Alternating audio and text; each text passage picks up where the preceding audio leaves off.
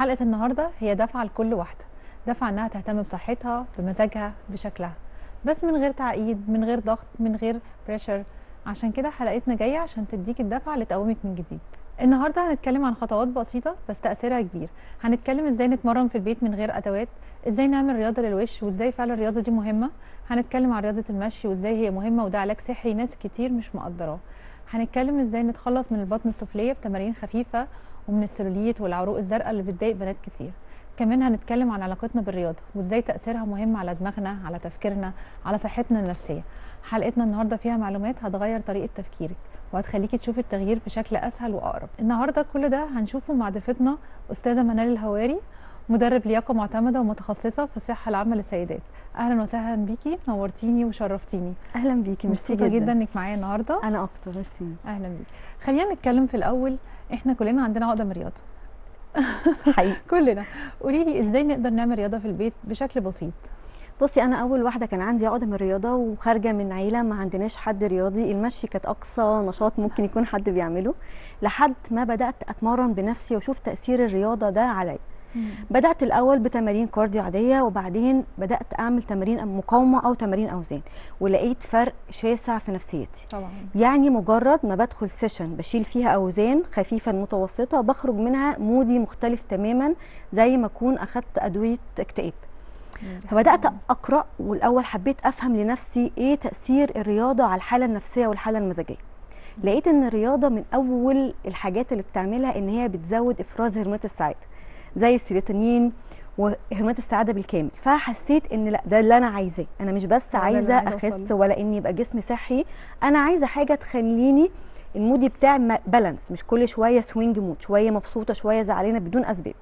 وكتير مننا بيتهم ان الستات عندها مشكله الهرمونات، ده الهرمونات بتاعتها ده حاجه اساسيه ان احنا كلنا انت عندك مشكله في الهرمونات وده اللي مبوظ مود. صح كده. وده مش حقيقي. هو كل الحكايه ان جسمنا مليان طاقه. يعني كان في تقرير بيقول ان الطاقه اللي موجوده في جسم الانسان ممكن تولد كهرباء تنور لمبه مش عارفه كام واط. فالفكره ان جسمك مليان طاقه، الطاقه دي لو ما استخدمتيهاش عشان تخرج لمصلحتك هي هتخرج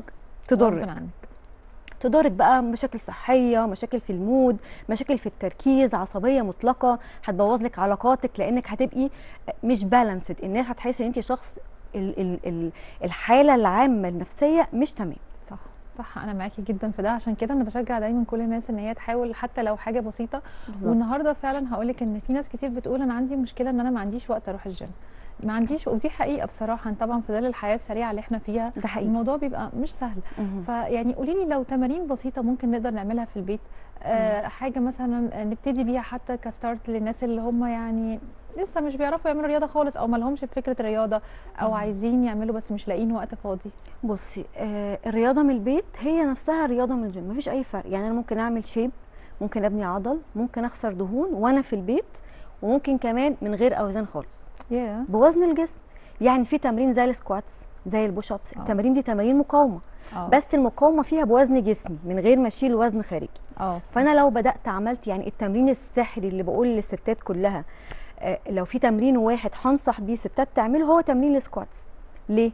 تمرين السكواتس ده بيستهدف عضلات الفخذ الاماميه والخلفيه والجلوتس. وعضله الفخذ هي اطول عضله في جسم الانسان، وهي المسؤوله عن اللونجيفيتي او طول العمر. يعني الاجانب طبعا هم بيؤمنوا شويه ان في حاجات ممكن تطول العمر، فبيقولك ان عضله الفخذ دي من اكتر العضلات اللي لو اهتمينا بيها وقويناها ده بيؤدي لطول العمر. احنا عندنا هنقول ان هي هتقلل الامراض، هتخلي جسمنا في حاله صحيه افضل، وبالتالي مش هنمرض اسرع. فهنعيش مده زمنيه اطول. يعني ممكن بشوف مثلا ناس بتعمل رياضه معديين ال80 وتلاقي حالتهم الصحيه كويسه جدا. ما شاء الله فعلا. احنا عندنا الثقافه دي محتاجه تتنقل لنا في اسرع وقت ممكن. صح، انا معاكي جدا والله. وفعلا بشوف ان دي ثقافه مش منتشره قوي في حياتنا فعلا، للأسف. مش اساس حياتنا زي ما والمشكله يعني انا قابلت انتربرينورز كتير جدا، ناس على مستوى علمي وناس على مستوى ثقافي عالي جدا، ومع ذلك اتقال لي كده باللفظ انا مش هعمل رياضه. انا مش يعني هما من كتر هما مشغولين مش هعمل رياضه. فالمشكله ان الناس مش فاهمه ان انت مهما كنتي على مستوى اجتماعي، مهما كنتي غنيه، الرياضه هي اللي هتحافظ لك على كواليتي حياتك. صح، عشان ما نعيش تعبانين. صح انا معاكي. بس برضو خلينا نتفق ان انت لما تستارتي من الاول الموضوع برضو مش بيبقى سهل لناس كتير. صح جدا، يعني صح بتاخدي جدا. وقت على ما تتعودي على ما تتمرني، ففي ناس بتزهق بتبدا تقولك لا انا تعبت، انا عملت رياضه وما جابتش نتيجه. مهم. فمثلا احنا محتاجين مده قد ايه علشان خاطر انا نبدا عايزه، نحس باي افكت يشجع حتى الناس انها تكمل؟ انا عامله للمتابعين بتوعي حاجه اسمها كورس ال10 دقائق. حلو قوي. تخيلي مم. 10 دقائق بس في اليوم انت تقدري تعيشي حياه صحيه. ده حلو قوي. هنشتغل على ايه؟ اشتغلي مشي، ممكن ووك ات هوم، هنمشي خطوات لقدام، خطوات، نشغل فيديو على اليوتيوب ووك ات هوم. حلو قوي. هنعمل تمارين مقاومه خفيفه، تمارين فلكسبيليتي. فلكسبيليتي دي من التمارين المهمه جدا، اللي هي شبه تمارين اليوجا شويه، الاسترتشات. التمارين دي ميزتها ايه؟ بتخلي الاكسجين يوصل لكل نسيج وعضله في الجسم. الله. والموضوع ده مهم قوي، ده اللي بيؤدي طبعاً. للاسترخاء. يعني طبعاً. الاكسجين لما جسمك كله يتملى اكسجين، ده بيؤدي ان جسمك يبقى مسترخي، ذهنك صافي، قادره تفكري اكتر احسن، الفانكشنز خلال اليوم بتاعتك بتبقى افضل بكتير جدا. فحاجات بسيطه جدا، نبدا ب10 دقايق. ده يحسن المزاج طبعا. ده طبعا ده طبعا. كده يعني كده. اللي انت بتقولي كده فعلا الواحد انا مزاجي اتحسن من كلامك. لا طبعا دي يا ريت والله الناس تحاول تعمل حاجه زي دي. تفتكري ان الرياضه فعلا بتاثر على الوش وعلى البشره وعلى شد الوش والكلام والدهون والكلام ده؟ يعني ده حقيقي فعلا؟ طبعا. هقول لك على حاجه، في حاجه اسمها الجروث هرمون او هرمون النمو. هرمون النمو ده بعد ما يعني بنوصل لسن 15 سنه بيقل جدا افرازه في جسمنا. جدا. بعد 15 سنه؟ بعد 15 سنه. عشان كده تلاقي الناس دلوقتي في العشرينات تحس ان وشها مكرمش، مش قادرين يقوموا من مكانهم، عندهم مشاكل في ظهرهم، في عظمهم، في مفاصلهم، برغم ان هم لسه صغيرين. لان الحاجه الوحيده اللي بتزود الجروث هرمون هي التمارين الرياضيه، تمارين المقاومه، الجري، المشي. دي الحاجات الوحيده اللي ممكن نعملها تزود لنا هرمون النمو. هرمون النمو ده بقى اللي بيخلي جسمنا شباب، اللي بيحافظ على وشنا، نضاره وشنا. الكولاجين بيفرز مع هرمون النمو. هرمونات السعاده. فالحاجه الوحيده اللي ممكن نعملها تخلي جسمنا في حاله صحيه كويسه. والمشكله ان بقيت بلاحظ ان يعني انا مثلا اتعاملت مع اكتر من 3000 عميله لحد دلوقتي، وعندي اكسل شيت ليهم. لما باجي اشوف كده المشاكل الصحيه المقارنه بالعمر، انا بتفاجئ. يعني من اول 25 سنه عندهم مقاومه انسولين، مشاكل غدد، مشاكل في العظم، مشاكل في الظهر، في الفقرات، قطنيه، مشاكل في الفقرات. فانا بقى مستغربه جدا، هو ازاي احنا وصلنا لمرحله ان ناس لسه، انا بشوف ان اطفال 25 ده لسه اطفال بيعانوا من امراض الناس اللي معديه 80 سنه. مشكله كبيره جدا. طب التمرين الصبح بيفرق عن بالليل ولا واحد؟ دايما برضو بقول الوقت المناسب ليكي هو احسن وقت. في ناس بتصحى من النوم بتجري على شغلها، ما عندهاش رفاهيه وبتودي ولادها المدارس ومشغوله. مش هنجبرك تعملي ده الصبح. انت مثلا وديتي ولادك المدرسه وفطرتي وقاعده فاضيه كده رايقه ساعه قبل ما تقومي تشوفي شغل البيت، خدي من الساعه دي ربع ساعه، قومي امشي في البيت، قومي اعملي تمارين استرتشات، اعملي تمارين مقاومه، شغلي فيديو على اليوتيوب. بس اهم حاجه ركزي على الاداء الصح بالذات في المقاومه. عشان كده انا بس بيبقى كل قلقي من تمارين المقاومه. انا معاكي. تمارين المقاومه بحس بالذات صراحه ان هي محتاجه حد يقول لك مثلا انت محتاجه تعملي كذا، بالزبط. اعملي كذا عشان نحافظ يعني بس على مفاصلنا. بالظبط. يعني تمرين زي السكوات اللي حضرتك بتقولي عليه برضو انا بحس ان هو صعب جدا لاي حد عنده مشاكل في الركبه. بالظبط، هو ما ينفعش لاي حد عنده مشاكل في الركبه بالزبط. ولازم نسخن قبله. فيعني خلينا ناخد استشاره على الاقل من حد متخصص، وبعد كده اتمرني انت لوحدك. بس لو هنعمل تمارين مقاومه محتاجين نكون عارفين التكنيك المظبوط علشان ما يجيش بالعكس نسبب نفسنا مشاكل في عظمنا ومشاكل في عضلاتنا. ازاي نتخلص من البطن السفليه، نشد منطقه الوسط بتمارين تكون يعني خفيفه، حتى لو حاجه بسيطه جدا يقدروا يعملوها في البيت؟ هقول لك على اكتر سر بيحرق دهون منطقه البطن. المشي. المشي اكتر تمرين بيحرق واسهل رياضه والله. يعني الرياضه ما فيهاش اي تعب، هو مجرد ان الواحد بس حتى بعد الاكل يمشي يحرك جسمه يحس ان هو بيتحرك. المشي من اقوى التمارين اللي بتحرق الدهون عموما وبالذات في منطقه البطن. طب حلو قوي. يعني لو بعد كل اكله تمشينا 10 دقائق بس، اوعدك ان البطن السفليه خلاص من بطنك ومن دهون الجسم عموما. 10 دقايق بس معقوله؟ كان دايما يقولوا لازم نمشي ساعه وساعه وشويه عشان نبدا نحس بتاثير الدهون والحرق والكلام ده. بصي، منظمه الصحه العالميه ريحتنا من الموضوع ده خالص، قالت لك انت ليكي 150 دقيقه في الاسبوع مشي. حلو قوي. ده اللي عايز يحافظ على حالته الصحيه يمشي 150 دقيقه في الاسبوع مشي. فلو قلنا احنا بناكل 3 وجبات في اليوم، وهنمشي 10 دقايق بعد كل وجبه، ادي كده 30 دقيقه. مم. يبقى هنكون عدينا ال 150 دقيقه في 150 اللي هم الاسبوع. قايلين عليهم. طب تفتكري ممكن ان احنا نخس عادي بس ده ما يأثرش على شكل وشنا؟ انا شخصيا كنت بعاني من الموضوع ده دايما، لان الدايت كان بالنسبه لي ان بتوقف عن الاكل وما بتمرنش. فكان اول حاجه بتحصل، هو انت تعبانه؟ هو انت وشك انت زعلانه من حاجه؟ مالك يا بنتي في ايه؟ الكلمه الطبيعيه. الكلمه الطبيعيه. لحد ما بدات اخس باكل صحي متوازن عادي جدا ورياضه، الموضوع فرق معايا جدا. الرياضه عايزه اقول لك مش اكتر حاجه بتحرق، يعني الحرق بيجي معظمه من الدايت، بس اللي بيلعب رياضه بيحافظ على القوام متناسق، القوام صحي فيه نضاره، غير اللي بيعمل دايت بس وبيفضل قاعد في مكانه.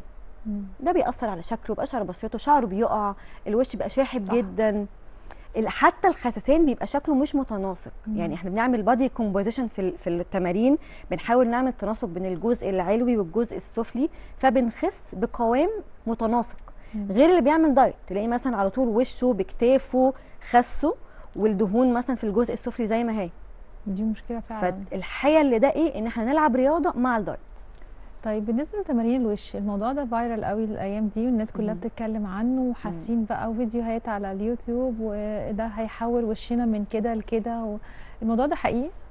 الموضوع ده حقيقي جدا، لان احنا في ناس بيقولوا ان ده هيعمل مشاكل في الوش، بالعكس ده هي تمارين. كل اللي بنعمله ان احنا بنسترس على الاماكن اللي فيها دوره دمويه، زي هنا حوالين الانف وهنا تحت الاذن هنا. دي الاماكن اللي فيها الدوره الدمويه، هندلك في كل مكان من 20 ل 25 مره هنا وهنا، وهنبدا نشد وشنا عكس الجاذبيه. دايما الجاذبيه بتنزل وشنا لتحت، تلاقي ناس دايما الكبار بيحصل ترهل لتحت. فكل اللي هنعمله ان احنا هنعمل مساج واحنا حاطين في ايدينا السيرم او اي كريم صباح او ليل، ونبدا ندلج عكس الجاذبيه بس. نيجي على الجو لاين مثلا ونبدا نعمل كده، الحركه دي بتظهر الجو لاين اكتر من غير عمليات ولا اي حاجه. بتجيب نتيجه هايله، مش نتيجه طبيعيه، يعني بتغني عن حقن الفيلر كمان وعن حقن البوتوكس. طب وفعلا بايدينا بس ولا بنحتاج بقى الجواتشا والحاجات دي؟ ولا جواش، انا مش بحب المنتجات دي خالص، يعني انا من الناس اللي مش بتحب المنتجات دي. وانا لازم تتعقم بشكل مستمر طبعا، اختلاف بشرتنا، الحاجز بتاع البشره بتاعي غير بتاعك، غير ايدك يعني جزء منك، فعمرها ما هتبقى مؤذيه على وشك زي اي جهاز من بره انا مش عارفه احنا نستخدمه صح ولا غلط. صح، تمام. فمجرد بايدك بتبداي تعملي تمارين عكس الجاذبيه. ابدا اتحرك كده اهو، وهنا الدكتوره فهمتنا اهو يا جماعه. ركزوا، كله يركز مع الدكتوره. احنا هنقسم وشنا: الجبهه، الخدود، الدقن، ومنطقه الجو لاين والرقبه. اوكي تمام. الرقبه في الجزئين دول هنا فيها عرقين مهمين جدا، هم اللي بيغذوا القلب وهم اللي بيغذوا الجسم بالمغذيات وبالدم. هنيجي عند العرقين دول ونبدا نعمل تدليك من فوق لتحت كده. اوكي. الحركه دي اولا بتخلصك من الصداع النصفي، بتخلصك من مشاكل الارق والتوتر، بتعمل لك استرخاء، عشان كمان بتودي الدم للجسم وللمخ، فبتحسي بحاله استرخاء كبيره جدا. اوكي. خلصنا الرقبه، هنيجي على مكان التجاعيد ده وهنبدا نشد رقبتنا لفوق، تدليك لفوق عكس الجاذبيه. تمام. هنيجي عند وشنا الجبهه من اكتر الحاجات اللي فيها العلامات اللي بتظهر، نفس الكلام. هنيجي هنا عند منطقه ال 111 دي ونبدا ندلك تدليك عادي جدا. نيجي فوق ونبدا ندلك لفوق بالشكل ده. طيب هنيجي على المنطقه دي، لان المنطقه دي ليها علاقه بان الجفن بيهبط، اللي هي اللي فوق الحاجب على طول. فهنيجي فوق الحاجب وندلك بالشكل ده كده، يمين وشمال، كل حركه مثلا 25 مره، 25 عد. اوكي. خلاص. نفس الكلام للخدود، بنشد لفوق كده، بنشد وشنا لفوق كده ونبدا ندلك الجزء ده، وزيه الناحيه الثانيه. اوكي. عند المناخير وعند ورا الاذن دي اماكن فيها بتنشط الدوره الدمويه، فنبدا ندلك هنا حوالين الانف. كمان الحركه دي بتخلصك من الجيوب الانفيه. بجد كل اللي جربها قال لي كده. ونفس الكلام هنا ورا الودن. تمام. ونيجي على منطقه الدقن، دي حاجه جماليه للي عايز يعملها، اللي عايز يبرز الجو لاين اكتر، دقنه بالمنطقه دي، يبدا يمسك دقنه كده ويرجع لورا بالشكل ده كده. بس 25 عد. اوكي، حلوه قوي، يعني روجيتا فظيعه. روجيتا فظيعه بجد. لا انا هجرب. طب نستخدم حاجه معينه واحنا بنعمل، يعني مثلا زيت معين، كريم معين؟ انا بفضل السيرم المناسب لبشرتك، لان كمان الحركات دي بتساعد على امتصاص البشره للمغذيات الموجوده في المنتجات. فاحنا مجرد ما بنحط كده لا، ممكن جزء يتشرب وجزء لا، لكن طول ما انت بتدلكي كل ما ده بيحفز بشرتك انها تمتص المغذيات. حاجه زي الحاجات بتاعه الشعر اللي بيقولك لازم برضو تدلكي قبل ما تحطيها طبعا علشان بتفرق جدا في شكلها. بالظبط. طيب خلينا نتكلم برضو على موضوع يهم برضو ستات كتيره قوي قوي قوي، هو موضوع الخطوط الزرقاء اللي بتظهر في الرجل. المشكله دي عند ستات كتيره للاسف، حتى رغم ان سنهم صغير. انت لسه قايله ان احنا عندنا للاسف رغم ان الناس سنها صغير بس بيظهر مشاكل ممكن تكون كبيره على سنهم. ده حقيقي. فالمشكله دي مضايقه ستات كتير طبعا، هي ومشكله السيلوليت. فيعني ايه رايك، ليهم حل معانا ولا؟ بس خلينا نقسمهم حاجه حاجه. العروق الزرقاء اول حاجه الحركه دي، هي بتعمل عروق زرقاء دي اول حاجه. بسم الله الرحمن الرحيم. رجل على رجل بتعمل عروق زرقاء. ليه؟ لان هي بتضغط على الاورده والشرايين اللي موجوده ورا الركبه. فالفكره ايه؟ فكره العروق الزرقاء، الدم في جسمنا بينزل لحد رجلنا وبيطلع. تمام. فلما بنعمل كده بنعيق ان هو يرجع تاني للقلب. فهو ده اللي بيحصل. فدايما نحافظ ان ما نضغطش على اي، يعني كمان الناس اللي بتقعد مستربعه فتره طويله نفس الكلام. البناطيل الضيقه جدا، السكيني، البناطيل الضيقه لفترات طويله بتعمل الحركه دي، ان احنا ما نتحركش. الناس اللي قاعده طول الوقت لازم نمشي على قد ما نقدر. مثلا احنا مثلا في الشغل كل ساعه اعملي لنفسك 5 دقايق بتتمشي حوالين المكتب. لو كمان الوقفه، تخيلي اللي واقف يطبخ مثلا وناسي نفسه بالساعه بتطبخ او كده، ده بيزود العروق الزرقاء. لازم تحركي رجلك، ارفعي رجلك ونزليها باي حركه. المهم انك ما تسيبيش رجلك لفتره طويله على الارض. الدم هينزل بسهوله، هيرجع يطلع عكس الجاذبيه، هيلاقي صعوبه في ان ده يحصل. فده اللي بيسبب لنا العروق الزرقاء. او مثلا يعني كل مثلا فتره تحاول حتى تفرد جسمها مثلا، ولا كفايه بس انها تقعد او تتحرك؟ لازم تتحرك. لازم نتحرك عشان الحركه دي بتسهل رجوع الدم للقلب تاني بعد، يعني في انقباض وانبساط. طبعا. تمام. خلاص احنا في الجسم عايز يرجع يتلم للقلب عشان يتنضف ويرجع يتوزع تاني على الجسم. الحركه دي عشان تحصل في صمامات، الصمام ده ما بيعرفش يرجع الدم تاني للخطوه اللي بعدها غير لما تكوني بتتحركي. كل ما بقيتي نشيطه اكتر كل ما ساعدتي ان ده يحصل بشكل اسرع. اوكي. طب وبالنسبه لموضوع السيلوليت؟ ايوه، هي برضه دي مشكله يعني عند ناس كتيره برضه. بصي، مشكله السيلولايت في كذا حاجه. هي عباره عن دهون وميه بتتراكم في الفخذ الخلفي. ايه سببها؟ اول حاجه الكورتيزون العالي. الكورتيزون العالي اول حاجه بتحبس الميه في الجسم. طيب ايه سبب ان الكورتيزون بيعلى في الجسم؟ اول حاجه القهوه. ما ينفعش نشرب القهوه على الريق. ده كده اول غلط، زينا كلنا. يعني انا اول واحده. كل الناس بتعمل كده للاسف. انا اول واحده للاسف. كله عايز يفوق. بالظبط. القهوه على الريق من الحاجات اللي بتعلي الكورتيزول. الكورتيزول لما بيعلى بيزود احتباس الميه في الجسم، فالميه دي تروح تتحبس فين؟ اكتر مكان بيستقبل الميه دي منطقه السيلولايت. الحاجه الثانيه، كل ما كتله الدهون في جسمنا علت والعضلات قلت تبدا تظهر الدهون بالشكل ده. فاللي المفروض نركز عليه نعمل خطه ان احنا نزود العضلات في الجزء ده بتمرين زي السكواتس. اي تمرين هتحرك الفخذ الخلفي وهتشده هيمنع بقى الكورتيزون ان هو الحاجه الاهم الاكل. مشكله. البروتين لازم. انت مثلا كل انسان بيحسب من 1.2 ل 1.6 من وزنه لكل كيلو جرام.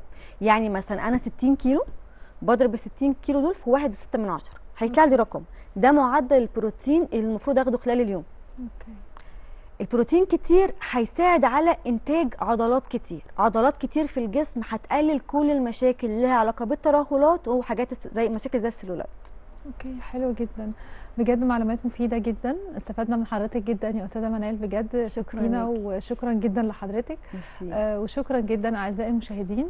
وبجد كده احنا المفروض احنا وصلنا لنهايه حلقتنا من برنامجنا، اكتشفنا فيها قد ايه الرياضه مهمه، قد ايه هي مش رفاهيه، وان احنا مش محتاجين مجهود كبير، بس محتاجين اسلوب حياه كويس نقدر نعيش بيه، اسلوب حياه نقدر نحافظ بيه على صحتنا، خطوات بسيطه نقدر نعملها في البيت، نقدر نعملها كل يوم بحيث نغير صحتنا وشكلنا ونفسيتنا كمان. الموضوع بيأثر على النفسيه بشكل فظيع. بشكر ضيفتنا الجميله الاستاذه منال، نورتيني، ربنا يخليكي. واستنونا في حلقه جديده ان شاء الله من برنامجكم حياتنا مع نهال. كنت معكم نهال قاسم.